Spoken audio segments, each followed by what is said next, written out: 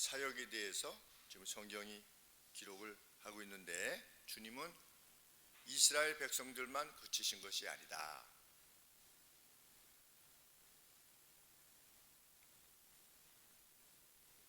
7절에 보시면 갈릴리에서 큰 무리가 쫓으며 유대와 예루살렘과 이두메와 요단강 건너편과 또 이방 땅이었던 두로와 시돈 근처에서 허다한 무리가 그의 하신 큰 일을 듣고 나오는지라. 그곳에서부터 나온 모든 이들을 고치셨다.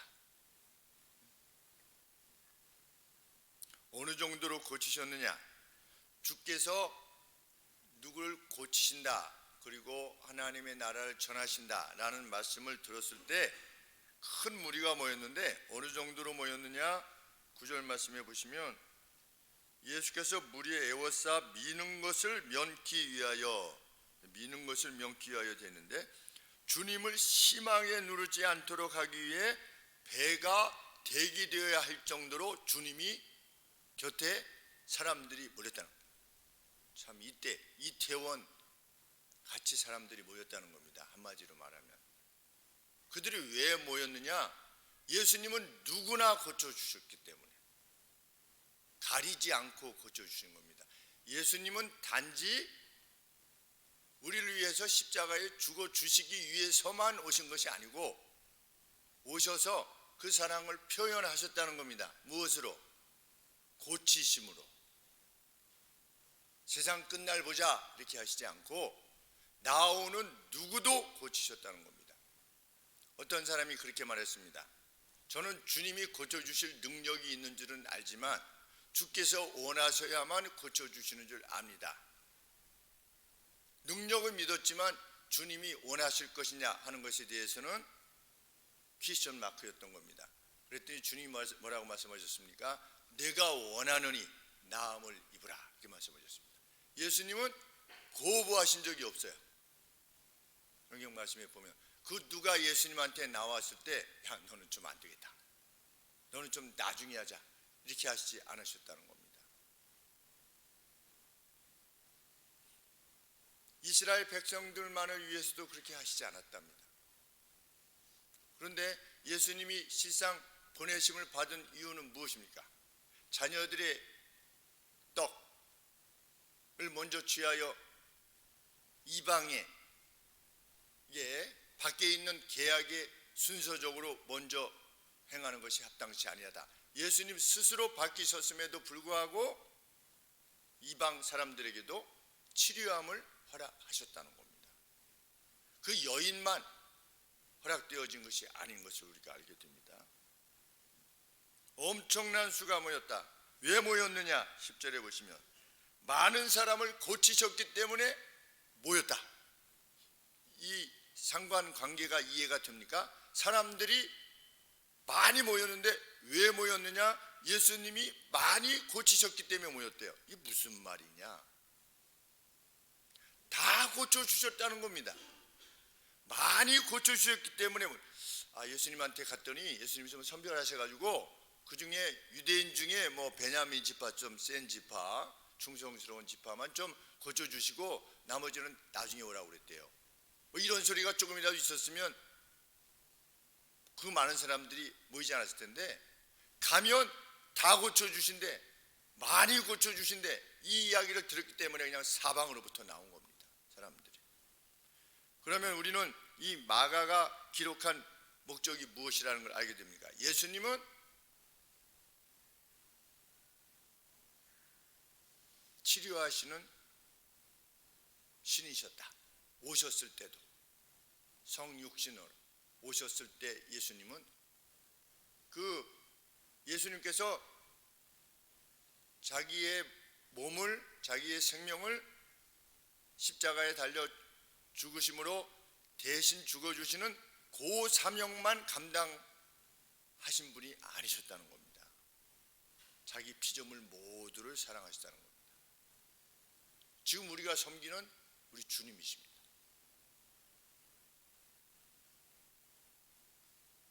어느 정도로?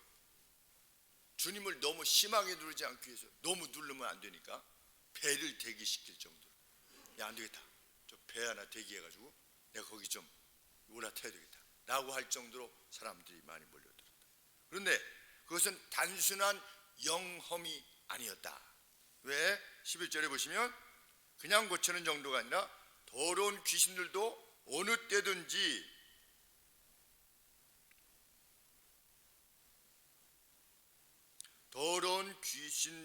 더러운 영들이 주님을 볼 때마다 그들이 뭘 했느냐? 엎드렸어요. 주님 앞에 엎드렸어요. 엎드려서 외쳤어요. 뭐라고 말했습니까? 당신은 하나님의 아들입니다. 달리 말하면 당신은 신입니다. 이렇게 외친 겁니다. 악령들이, 악한 영들이. 그러니까 예수님은 단순히 어떤 영험 있는 존재로서 역할을 한 것이 아니라는 것이죠. 그런데 12절에 보시면 예수께서 자기를 나타내지 말라고 많이 경계하시니라. 누구한테? 그 악한 영들에게, 이블 스피릿에게. 뭐라고? 아주 간곡하게, 어니스틀리, 아주 애끓게 경고했다. 악한 영들에게 뭐라고? 나를 나타내 보이지 말아라. 내가 메시아라고 하는 것을 나타내지 말아라. 내가 하나님의 아들이라는 걸 나타내지 말아라. 왜? 시기적으로 지금은 아닌 겁니다. 예수님께서 메시아의 사역을 감당하시기 위해서 어떤 적절한 시간을 정하고 계시는데 이것이 먼저 밝혀지게 되면 이 사역 방향 자체에 있어서 어떤 장애가 되실까 해서 예수님이 내가 그라고 하는 것을, 메시아라고 하는 사실을 드러내지 마라 라고 하면서도 어떻게 하셨습니까? 예수님이 그렇게 하면서도 고치신 겁니다. 예수님께서 자신이 메시아라는 것을 드러내면 안 되는 시기예요. 아직 일러요. 일른데도 어느 정도 일르냐? 악한 영들이 쫓겨남을 당할 때 막 당신은 하나님의 아들입니다 이렇게 말하는 것에 대해서 그것을 가만히 있어. 너 가만히 있어. 이거 말하면 안 돼. 왜? 아직 시점이 안 됐기 때문에. 가만히 있어. 고치지 않으면 되잖아요. 예수님이 악한 영들을 쫓아내시지 않으시면 뭐 가만히 있어 할 필요가 없잖아요. 그런데 가만히 있어 라고 할 정도로 하면서까지 어떻게 했다? 그 모든 이들을 고치셨다는 겁니다. 그것이 더 예수님의 마음의 동기가 되어졌다는 겁니다. 예수님은 우리를 고치시는 분이시다. 육신적으로 좀 고통스럽겠지만 죽고 나면 인생은 잠깐이니까 조금만 참어. 내가 그날 보자. 예수님이 이렇게 안 하신 겁니다. 육신의 고통 좀 안고 가. 그럴 수도 있잖아. 이렇게 하시지 않은 겁니다. 다 고쳐주신 겁니다. 그래서 우리가 이 땅을 살 때에도 하나님 앞에 요청할 수 있는 겁니다. 하나님, 저에게 아픕니다. 아픈 거 고쳐주세요. 저 이거 병원에서 못 낫긴다고 하는데, 고치지 못한다고 하는데 하나님 고쳐주세요. 우리가 하나님 앞에 구하는 겁니다. 예수님 앞에 나왔던 사람들은 다 고침을 받지 않았습니까? 그래서 우리가 끝까지 하나님 앞에 구하는 겁니다. 언제까지? 내 은혜가 내게 족하다라고 하는 주님으로부터의 말씀을 들을 때까지. 중간에 이 여우 심포도처럼 구하다가 그게 안 되면 그냥 저 포도는 시겠지 뭐, 그리고 그냥 가는 그런 우리가 아니라 안 되는 이유를 주님이 말씀하실 때까지 우리가 기도하는 겁니다. 하나님 앞에. 이래서 안 되는구나. 그것이 인식돼 하나님이 알려주실 때까지.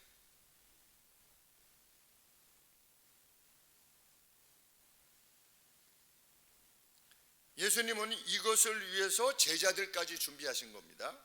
연결되어서 13절에 또 산에 오르사 자기의 원하는 자들을 부르시니 나온지라.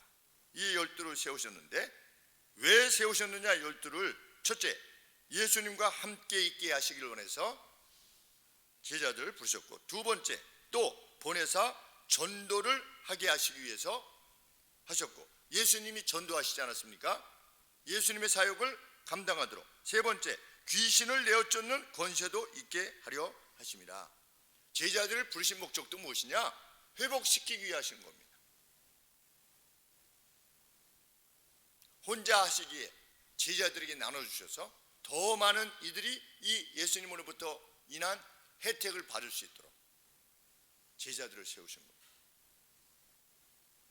그래서 그들을 지명하셨다. 설교와 치료로 고치고자 하셨다. 설교로 영을 고치시고 악한 영들을 내어 쫓으심으로 육을 고치시는 이 역할, 이 둘 다를 제자들로 감당케 하셨다. 그것이 오늘 교회의 역할입니다.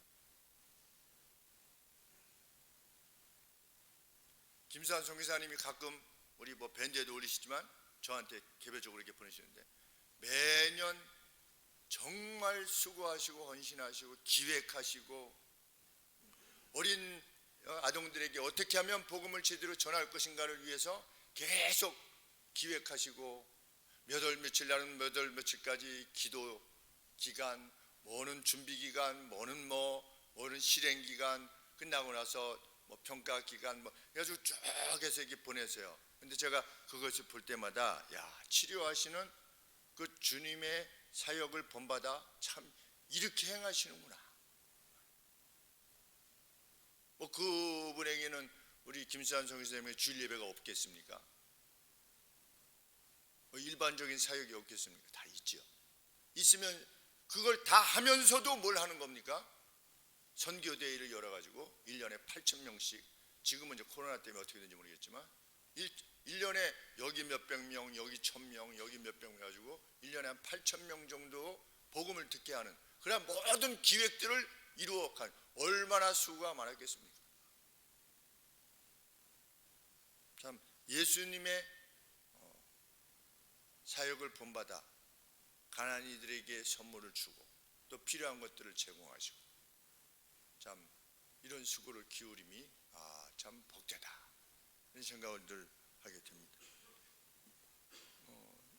예수님의 제자 중에 한 분이신 거죠. 김수환 선교사님도. 예수님께서 12를 지명하셨습니다. 근데 이 제자들의 이름이 좀 흥미롭습니다. 제일 처음에 시몬의 뜻이 무슨 뜻이냐 했더니 듣다라고 하는 뜻이랍니다. 듣다, 듣는다, 또는 명성이라는 뜻이랍니다. 사이몬이죠. 명성, 듣다. 그런데 예수님이 이름을 베드로라고 하는 이름을 페트로스라고 하는 이름을 더하셨죠. 반석. 너는 반석이다. 이렇게 예수님이 이름을 하나, 서네임을 하나 더 더해 주신 겁니다. 야고보는 무슨 뜻이냐? 대체자랍니다. 대체자. 누구를 대신하는 대체자. 요한은 여호와께서 자비로이 주시는 분이시다. 이것이 요한의 뜻이랍니다. 여호와께서 자비로이 주시는 분이시다. 그런데 예수님이 이 둘, 야고보와 요한을 무엇이라 부르셨습니까? 우레의 아들들이라. 우레가 뭐냐면 썬더입니다. 천둥. 그러니까 이 요한과 야고보의 이제 어떤 언급이 아주 천둥 소리와 같은 어떤 강한, 어떤 말로 인한 어떤 강한 역사가 있는 그런 이름이라 이렇게 여겨지는데, 그래서 12 제자들 가운데서도 중요한 상황이 됐을 때 어떻게 했습니까? 예수님이 요 3명을 데리고 변화산 위에 또 요 3명을 데리고 가셨습니다. 베드로, 야고보, 요한, 요 3사람을 데리고 가셨습니다. 그런데 참 특징적인 거는 요 3사람에게만 예수님이 이름을 지어 주셨어요.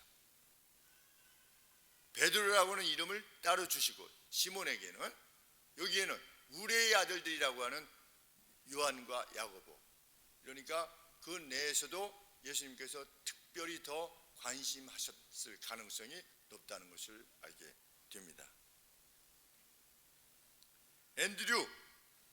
앤드류는 남자다운이라 합니다. 남자다운. 참 남자답다, 이게 앤드류랍니다. 나 빌립, 타는 말 있죠, 이게 말. 빌립이라는 뜻이 말을 사랑하는 사람이래요. 이름을 그렇게 아빠가 지어줬는지, 말을 사랑하는 사람. 아버지가 말을 좋아했었는지 말을 사랑. 빌립, 저는 빌립 그러면 어느 정도 좀 이렇게 느낌이 좀 좋아서 그런데 별로입니다. 바돌로메, 하나님 같은 사람의 아들, 하나님을 닮은 사람의 아들. 아버지가 자기를 높이는 건지 하나님 닮은 사람의 아들이니까 바돌로메가. 마태, 여호와의 선물. 아주 이름 좋죠. 매튜는 여호와의 선물이랍니다. 도마는 쌍둥이래요. 트윈, 쌍둥이였는지. 근데 제가 가장 그래도 마음에 다가왔던 이름은 다데우스. 무슨 뜻이냐? 넓은 마음이랍니다. 넓은 마음 또는 용기 있는 마음. 다데우스. 저는 다데우스가 참 가슴에 와닿습니다. 유다, 찬양. 가룟 유다, 찬양. 가롯 유다라고 하는 이름은 가롯 그런데 그 가롯이 어떤 의미냐? 진리엇. 우리가 질이 열심이지 않습니까? ZEAL. 그래서 ZEALOT, 진리엇. 그러면 성경에서 열심당원 이렇게 되어 있습니다. 그런데 가룟 유다가 열심당원이었던 겁니다. 열심당원은 당시에 무엇 하던 사람이냐? 이스라엘을 로마로부터 구원하는. 그러면 약간 감이 오지요. 가룟 유다가 십자가에 달려 들어가시는 예수님을 팔았습니다. 그렇죠? 가룟 유다가 예수님을 판. 근데 그가 이전에 뭐였었다? 열심당원이었다. 국가의, 이스라엘이라고 하는 국가 체제에 충성된 이였다. 로마로부터 자유를 되찾기를 원했던 열심당원이었다. 누가? 가룟 유다가.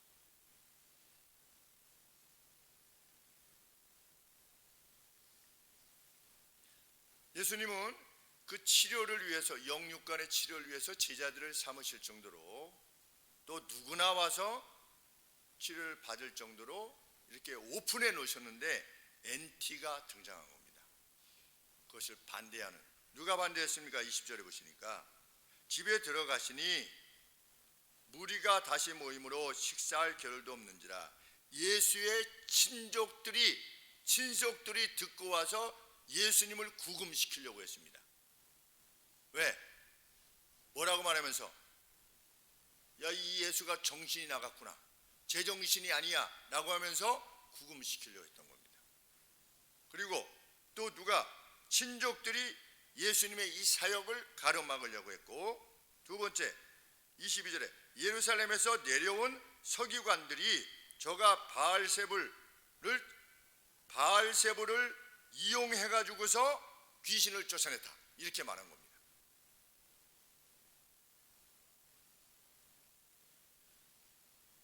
그가 바알세불, 곧 악령의 주관자에 의해서 악령들을 쫓아낸다, 이렇게 말했던 겁니다. 능력을 인정하되 악의적으로 해석한 겁니다. 귀신이 별로 안 좋은 거예요.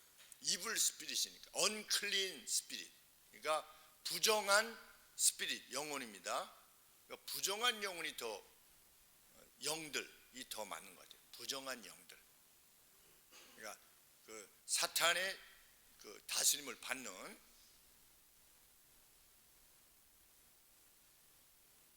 그런데 예수님이 그들을 쫓아내고 병을 치료하시니까 무엇이라고 한 겁니까? 악령의 주관자를 이용해 가지고 악령들을 쫓아내는 것뿐이다, 이렇게 말하는 것입니다. 예수님이 이에 대해서 뭐라고 말씀하시는 겁니까? 성령 회방죄다. 성령 회방죄. 회방이라고 하는 것은 뭐냐면 신성모독을 말하는 겁니다. 신성모독. 그러니까 성령을 회방하는 죄다, 이렇게 말씀하십니다.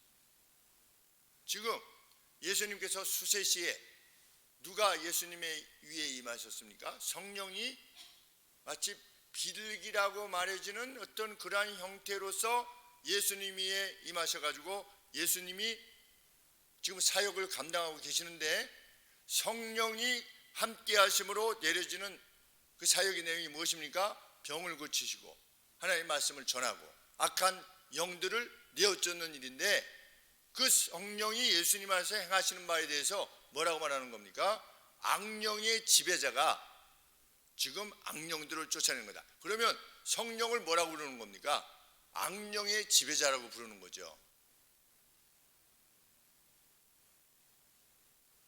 악령의 왕이 지금 예수 안에 있어가지고 그 악령의 지배자가 귀신을 내어쫓는 거다, 이렇게 말하는 것이니, 실제로는 예수님 안에서 성령이 역사하시는 건데 성령을 누구로 말하는 겁니까?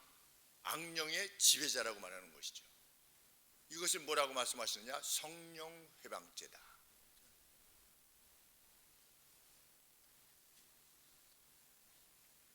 선한 것을 보면서도 감동하지 않는 것. 그래서 예수님은 그렇게 말했던 그들을 예수님께로 이렇게 부르셨습니다. 회개의 기회를 주시는 겁니다. 비유로 말씀하셨습니다. 어떻게 사탄이 사탄을 쫓아낼 수 있느냐? 어떤 킹덤이 있는데, 어떤 왕국이 있는데 스스로 분쟁하면 어떻게 되냐? 그 왕국이 서지 못하지 않느냐? 한 가정이 있다. 가정 내에 싸우게 되면 그 가정이 설 수 있느냐? 없지 않느냐? 그와 같이 사탄이 스스로를 대적하면 그 류마티스지요. 한마디로 말하면 류마티스가 자기가 자기를 공격하는 거 아니겠습니까? 어제 만나셨던 58년 개띠 성도님이 뭐라고 말씀하시냐면, 본인은 이런 병이 있대요. 류마티스성 대장염. 그건 뭐냐면 방어할 준비도 없이 그냥 쏟는 겁니다. 변을. 보통 이게 무슨 과민성 무슨 대장 이렇게 할 때는 그거는 이렇게 오지 않습니까? 신호가 오면 빨리 화장실 가면 되는데, 이 류마티스성 대장염은 치료가 안 되는 불치의 병인데, 그래서 본인은 기도 제목이 무엇이었냐면, 한 시간 동안 예배 드리는데 그게 발생하지 않도록, 그것이 하나님 앞에 구하는 간구의 내용이었대요, 그동안에. 근데 그게 안 돼서 목사님한테 기도도 받고 하나님 앞에 간절히 기도하기도 하고, 본인이 하나님 앞에 헌신할 수 있는 건 성가대밖에 없는데 늘 열의 제일 뒤에 앉아 있는 거죠, 항상. 근데 성가대를 하고 싶으니 하나님 저에게 그러한 저걸 주십시오. 그런데 이제는 한 시간 이렇게 앉아 있어도 예배 시간에 그 일이 발생하지 않습니다, 이렇게 저한테 얘기해 주시는데, 참 얼마나 참 그것을 소원으로 하나님 앞에 구하는 이들도 있구나. 지금 오늘날이라고 하는 날에 참 감동을 많이 받았던 시간이었습니다. 예수님이 이렇게 말씀하십니다. 먼저 강한 자를 묶고 난 다음에 집안을 약탈하지 않느냐. 다시 말하면 무슨 말씀입니까? 병고침이라고 하는 것은 사단의 세력을 잠재웠기 때문에, 사단의 능력을 결박했기 때문에 그 결과로 병을 낫게 한 것이다. 그렇지 않느냐? 논리적으로 그렇게 말씀하시면서 28절에 내가 진실로 너희에게 말하는데 사람들의 모든 죄들이 용서될 거다. 모든 죄들은 용서될 것이지만 어떤 죄도 용서된다. 28절에 무릇 회방하는 회방은 사하심을 어때? 신성모독죄가 용서된대요. 신성모독죄가 용서되는데 성령회방죄는 용서가 안 된대. 참 어려운 말씀이죠. 신성모독이라고 하는 것은 하나님을 모욕하는 거 아니겠습니까? 그런데 28절에 보면 사람의 모든 죄와 무릇 신성모독하는 신성모독은 사하심을 얻되 누구든지 성령을 모욕하는 자는 회방하는 자는 사하심을 영원히 얻지 못하고 영원한 죄에 처하게 되느니라. 그러니 죄 중에 가장 무서운 죄가 어떤 종류의 죄라는 겁니까? 신성모독의 죄인데 신성모독죄보다도 더 심한 죄가 뭐냐? 성령의 행하심을 회방하는. 어떤 차원에서 그러합니까? 성령의 역사는 예수님이 성령과 함께 동행하시면서 병도 낫기시고 또 낫게 하시고 또 말씀도 전하시지 않았습니까? 그래서 많은 사람들이 고침을 받고 또 영혼으로부터 회개하고 돌아서는데 어떤 사람이 그 성령의 역사를 거부하고 이건 귀신 들린 거다, 귀신의 왕을 이용해가지고 지금 이렇게 하는 거다, 아니면 그 친족들처럼 제가 정신이 나가서 라고 하게 되므로 사람들이 그 유익을 받지 못하도록 하는 죄, 그 죄가 성령 회방죄라는 겁니다. 성령이 역사하셔서 하늘의 모든 유익을 주시려고 하는 모든 그 성령의 역사를 거부하고 그것을 폄하하고 그것을 왜곡하는 모든 시도, 이것이 성령 회방죄다. 이것은 용서받지 못하는 죄다. 누가 은혜를 받았어요. 하나님으로부터 은혜를 받아서 막 이렇게 제가 이렇게 해서 이런 은혜를 받았습니다. 근데 옆에 있다가 그거 뭐 그렇게 특별한 일 아니에요. 그거 뭐 나도 옛날에 그거 다 해본 거죠. 뭐 그거 뭘 그걸 가지고 그렇게 은혜를 받았어요. 이 사람은 지금 하나님의 은혜를 받아서 막 기쁘고 있는데 치료받고 있는데 그거 뭐 좀 지나보세요. 그거 별거 아닙니다. 이런 태도, 선한 것이 일어났는데도 그 가치를 높이지 않는, 그리고 그것을 입으로 말하는, 그래서 성령이 행하시는 역사를 그냥 불을 꺼버리는 성령 회방죄. 이거는 영원히 용서받지 못할 것이다. 왜? 이것은 퍼스널한 죄가 아닌 거예요. 개인의 죄가 아니라 남을 어떻게 하는 겁니까? 남들이 성령의 은혜를 입는 것을 거부하는 거예요. 교회 내에서도 어떤 일이 있을 때 분란을 일으키는 자들, 당짓기를 기뻐하는 자들, 성경에서 그래서 말이 나오는 겁니다. 뒤에서 수근수근 하는 자들, 이 다 뭐냐? 성령을 회방하는 겁니다.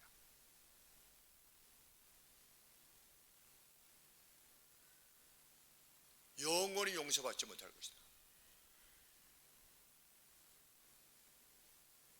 용서받지 못하는 이유는 무엇입니까? 그러한 태도를 지닌 사람들은 용서를 구하지 않기 때문입니다.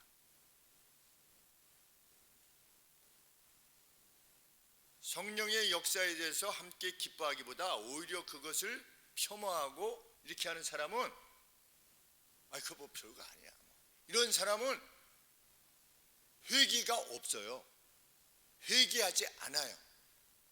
예수님 말씀에 의하면 누구처럼? 에서처럼 회개할 기회를 얻지 못하는 겁니다. 그러면 회개할 기회를 얻지 못하는 것은 하나님이 회개할 기회를 안 주셨기 때문입니까? 회개할 기회를 누가 못 갖는 겁니까? 자기 자신이 못 갖는 겁니다. 하나님 나라를 멸시하고 우습게 여기는 그러한 태도는 그로 하여금 회개케 하지 못하는 겁니다. 눈물을 흘리면서 아버지의 복을 구하긴 했지만 그것이 하나님 나라의 복된 것과는 관계가 없었던 겁니다.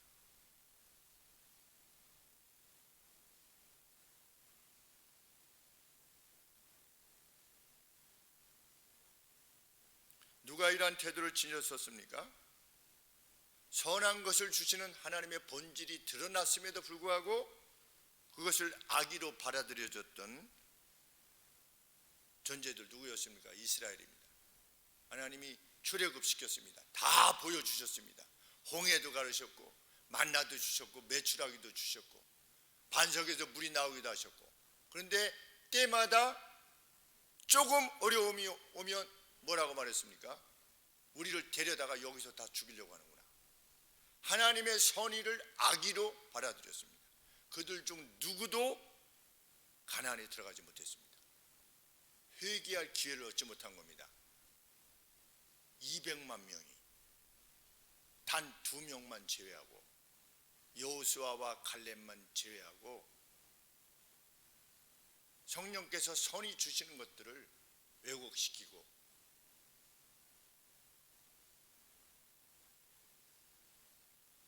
예수님은 오늘도 교회를 통하여 치료하시기를 원하십니다. 그 치료하시기를 원하시는 그 마음 그리고 그 행하심에 우리의 생애를 전적으로 위임시켜서 주님의 일을 감당하는 것, 그것이야말로 제자의 길이고 주님을 영예롭게 하는 길입니다. 연약한 현실 교회를 비난하는 것이 그토록 죄인 이유입니다. 일반 사회학자들 또 그 누가 나와서 뭐 대교회가 이러느니 저러느니 뭐 어느 교회가 이랬느니 저랬느니 이렇게 말하는 것은 궁극적으로 무엇을 막습니까? 그 누구라도 교회를 통하여 하나님으로부터 고침을 받는 그것을 가로막는 겁니다. 그 비난을 통하여 자신이 높아질지는 모르지만 어떤 선한 일들을 이루어가는 그들을 비난하는 것이 그 내용들을 비평하는 것이 자신을 높이게 하는 일인지 모르겠지만 그것이 성령 해방죄에 해당되어진다는 것. 그래서 전도할 때마다 우리 엄마가 교회 나가지 말래요. 교회는 뭐 이래서 나쁘고 저래서 나쁘대요. 라고 그 어떤 가정에 그 말이 나올 수 있도록 영향을 끼치는 모든 악한 흐름들, 거기에 우리가 결코 동조할 수 없는 이유입니다. 모든 교회를 하나님의 교회로, 하나님의 지교회로 우리가 받아들이고, 그리고 그 하나님의 나라를 위하여 힘쓰고 애쓰는 모든 수고에 대해서 우리가 참 격려하고 위로하고 함께 돕는 사역을 하는 것이야말로 주님께서 이 땅에 오셔서 행하신 일에 우리의 마음을 맞추는 것이다. 치료하는 교회, 참 그 일에 우리가 힘쓰는 그 사명 잘 감당하는 제 교회 되기를 소원합니다. 기도하겠습니다.